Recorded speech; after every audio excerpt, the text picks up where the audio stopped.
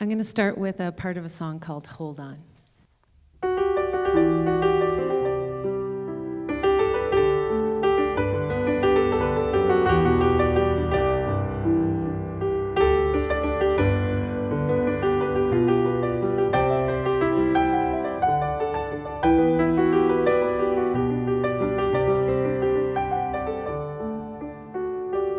Time after time, seems like I'm fading away, stopped on a dime, staring into space. And clarity comes, and clarity goes. But for all these epiphanies, I'm still lost, holding the roses.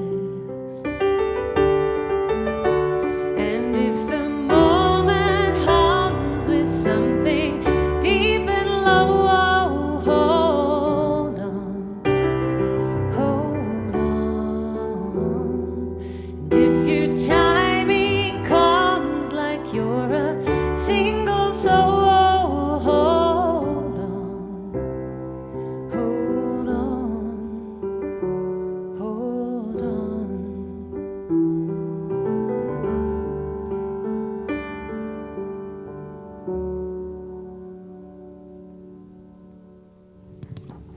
Oh, thank you, thank you. I was playing that song several years ago at an event here in Park City. It was a really, really upscale, high mountain meadow event. So upscale, in fact, that when I realized I'd forgotten one of my pieces of musical equipment, they had to send the helicopter down to get it. It's a little awkward. And I was playing some music, and the setting was just spectacular. And I noticed one man in particular listening really closely. He didn't seem to be really enjoying the music, but his head was kind of down and his brow was furrowed, and he seemed very intensely focused. So when I finished the song, I saw him walking toward me, and I thought, oh no, he's gonna come say, hey, can you pep it up or something? And in fact, he said something really different. He said, I need to tell you something. I've been thinking for a while now that I needed to kill myself. And in that moment just now, when I was listening to that song and looking around, I realized I don't want to do that anymore. And before I could even really respond, he turned and walked away. And my first human thought was, holy crap, I'm so glad I didn't play a different song. But over time, that moment has served as a real touchstone for me in understanding and in appreciating exactly the power of music for healing. There are a lot of therapists out there and scientists doing amazing work with music therapy, the tones, the pitches, to do very specific work with patients' brains and bodies, with the physiology of music. But what I'm talking about is the day-to-day pop music effect on our lives. The stuff that we choose to listen to when we're driving in our cars, when we're in the shower, when we're sitting by our computer and flipped on Pandora, when we're humming to ourselves, the exuberance we're feeding in our ears at the gym to try to get our heart rates going a little faster. This stuff is really powerful, and it's a choice that we make every day that really feeds our psyche some specific information. And so I'd love to return a little respect to popular music as a force of healing and growth and spiritual calming in the world, because I think it's incredibly important, and it's something that we all have access to. And as a kind of extra tangent, it doesn't need to stop at music. It can be any form of creative expression. I think that anything that we work on, that we can do ourselves, also has a place of receptivity in the world. And these are the things that kind of help us feel like we have a place. We have a sense of belonging in our community and also just in the world at large. Does what I do matter? Am I having any impact on this world? Am I going to leave anything behind? When I started first writing songs, trying to do it for a living, I had a couple assumptions about the things that I thought I needed to do in order to be successful. One of them was to keep it general, God forbid I would use any details from my own life, mostly because it just wasn't that exciting. I thought I had to use outside material and just keep it aloof, keep it light, keep it general. Because if I kept it general, then I thought the chances for people to relate to the music would be really stronger. In fact, keeping it general turned out to be a bit of a joke. Because if you listen to pop music, almost all of it is about romantic love. And romantic love certainly inspires us, and heartbreak and all those elements of life definitely turn us on, turn us off. But there's a lot more to life than that. And so when I started using details, sensory details from my life, and inserting them in my songs and being kind of brave about it, I found that my music and writing started to get a little more traction. I'm going to illustrate it with a song I wrote called Better Than Anyone. I wrote it several years ago, and I was going through kind of a depressed time. I had ditched my antidepressant. I was crying all the time. I was listening to a lot of Leonard Cohen. I was missing my college friends who, for some reason, felt like the only ones who understood my creative angst. And I just wasn't doing very well. And at the time, I didn't own a piano, so I would go to the library auditorium, and I would play the piano there and hope that there was not like some Christmas play going on or something. I would find myself kind of slumped over the keyboard writing these songs, and they were so personal and so intimate and so depressing. And I thought, there is no way anyone is going to ever get this song or care about it. But I needed to write it anyway. And I realized it makes me feel better, so I'm going to just write it. And as it turned out, those songs from that session ended up becoming part of an album called More Perfect World, which were the first songs of mine that were ever used on a TV show. It was Dawson's Creek, which at the time was a really popular teenage show. So if you were like 12 at the time, you thought I was awesome. And I ended up having quite a few, maybe over a dozen songs of mine used on the show, and being on the show, and all these cool things happened. And I started getting letters. I'm going to play the song, and then I'm going to share some information about one of the letters I received.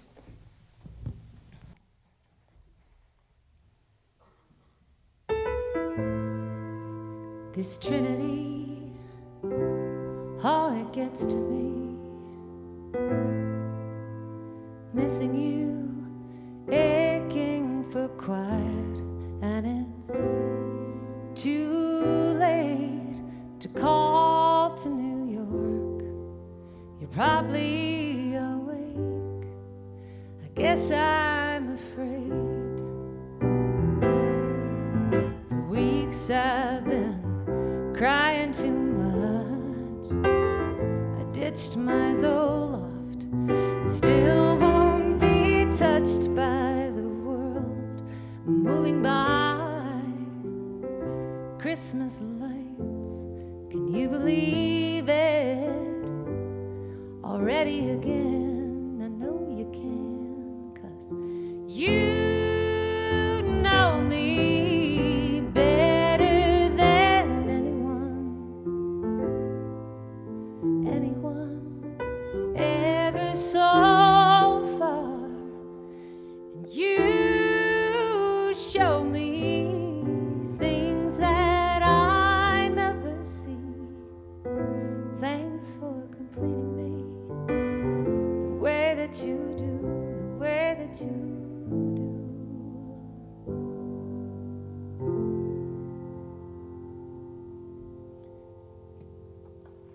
Thanks. Thank you. So after that, I put that out on this little indie album. I've had my own little indie label since I started.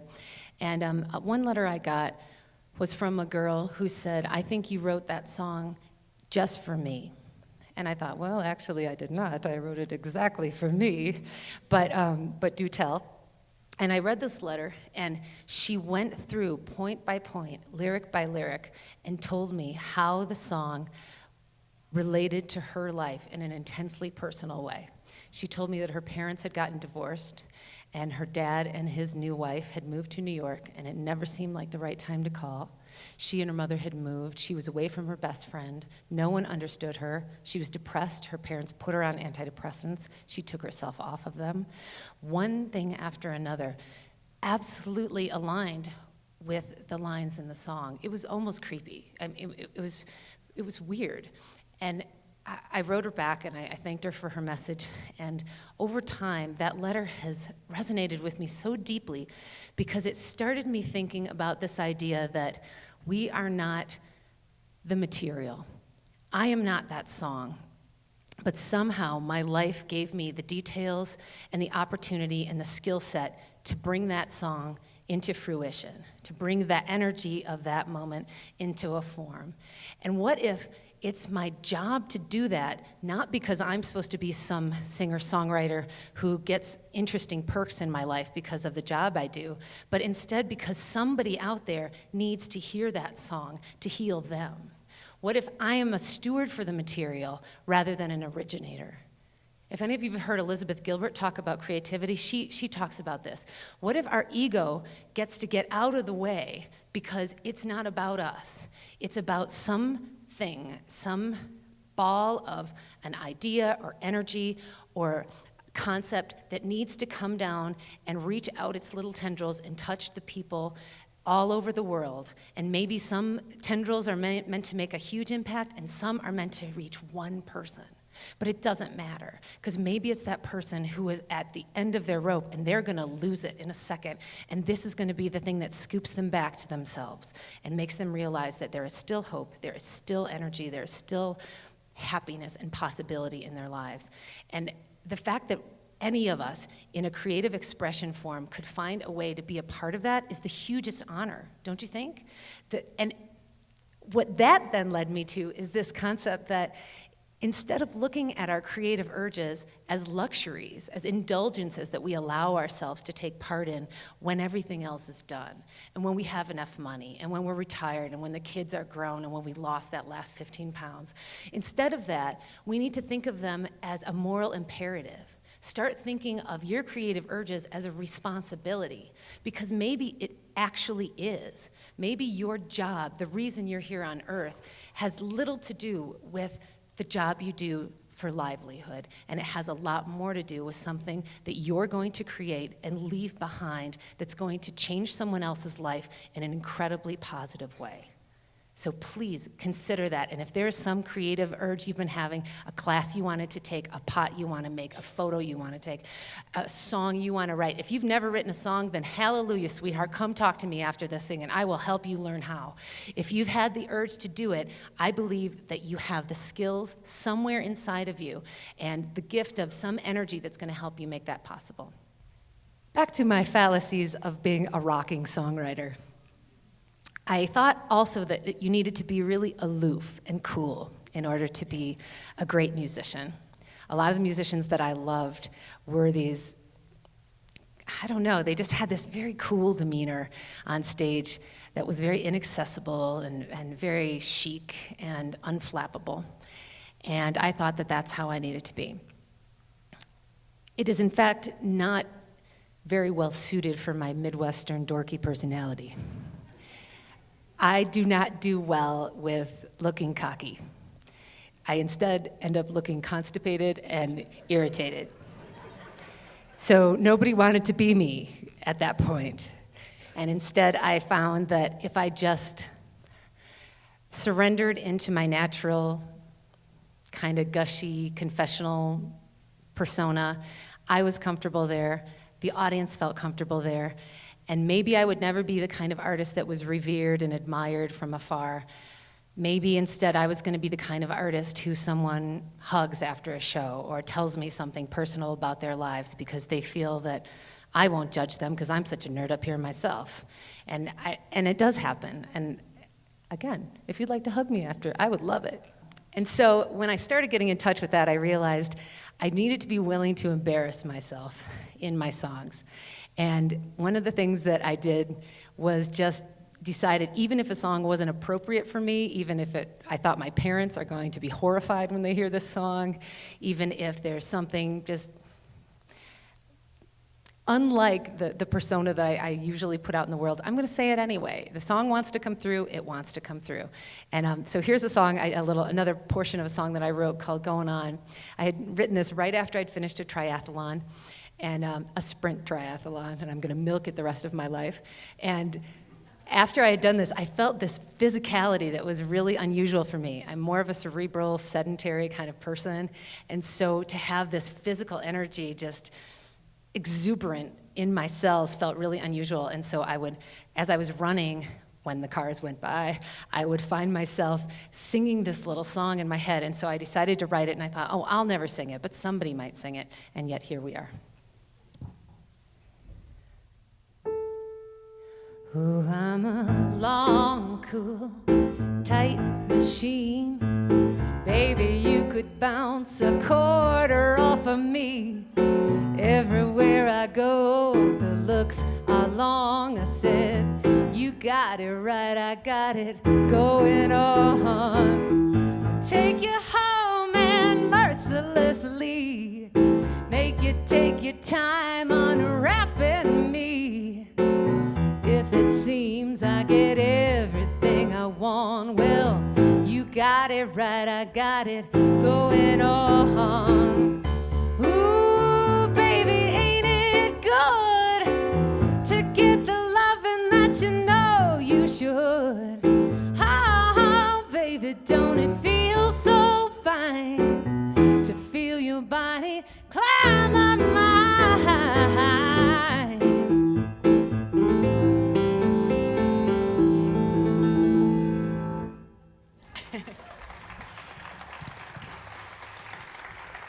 Yeah, even right now, I'm blushing a little bit. And when I first sent the album that had that song on it to my family to listen to it, I called my sister and tentatively asked, has Mom heard that one song yet? She's like, she's on the deck with a glass of wine, kind of dirty dancing to it. So, you know, you just never know. The last thing I thought I needed to do in order to be a proper songwriter and performer was to use sources outside the content of my own life, to use things that were more exciting than what I thought was happening in my own life. So I used themes of movies and books, overheard conversations, drama in other people's lives, and I think what I was actually doing was trying to create a buffer between me and what I was willing to share about myself and my art. Things totally changed when I realized that I was going to be willing to get down and dirty honest with the details in my life, and I was going to speak authentically about things I knew intimately. When you choose to speak authentically about what you know intimately, it asks two things of you. You have to actually figure out what you think about them, and then figure out what you want to say about them. And these two things are sometimes harder than they seem.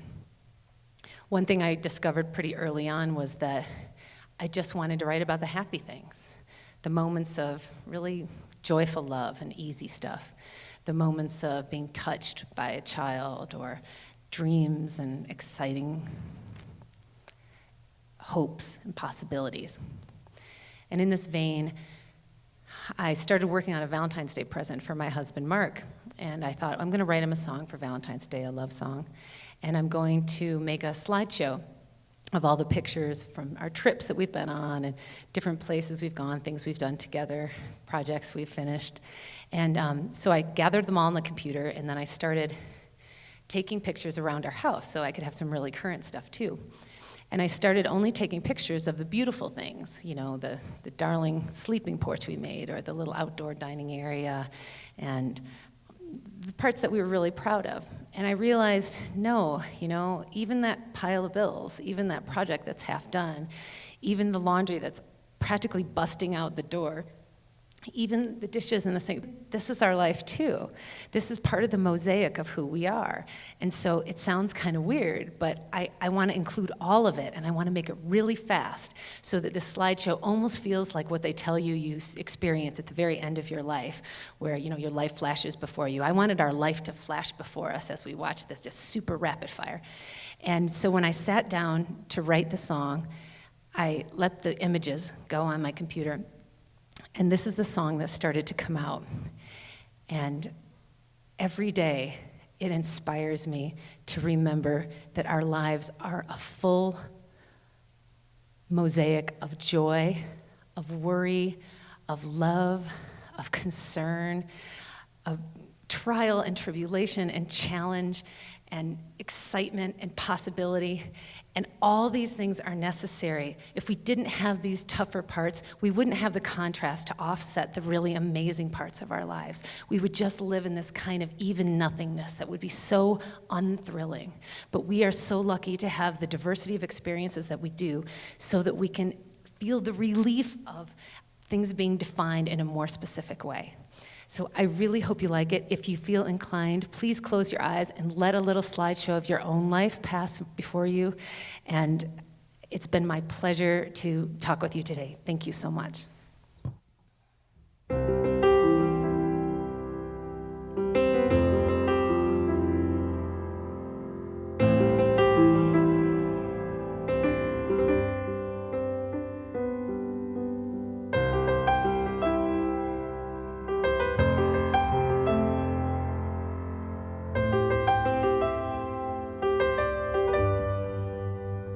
This is our life. These are our days. This is us trying to find our way. This is the love. This is the dream. This is us learning how to be who we are,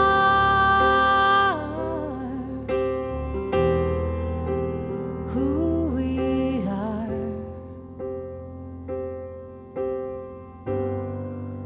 'Cause this is our life.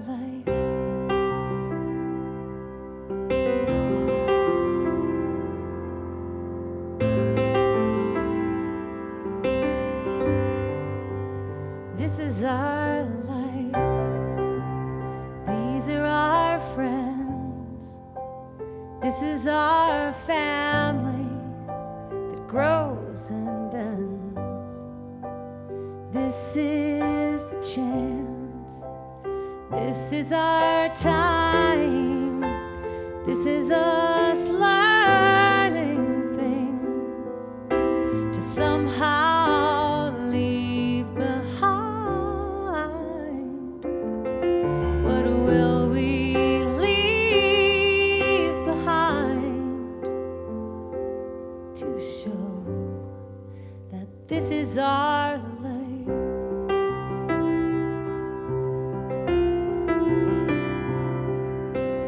I am so thankful for each moment that we share.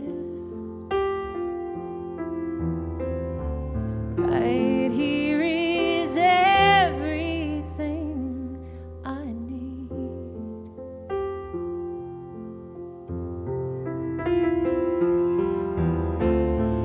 I love our life, and I love you so much, honey.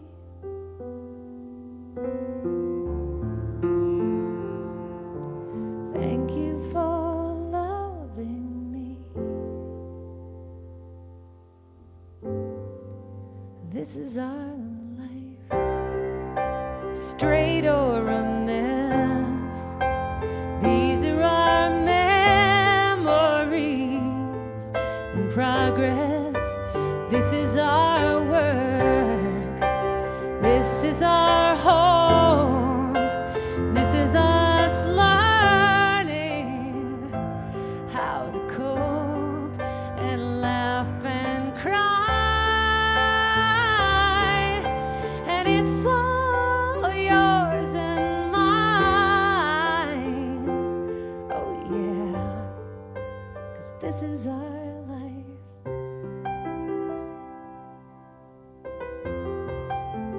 This is our life.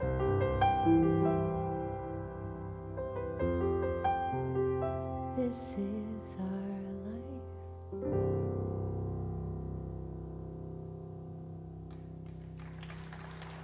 Thank you so much.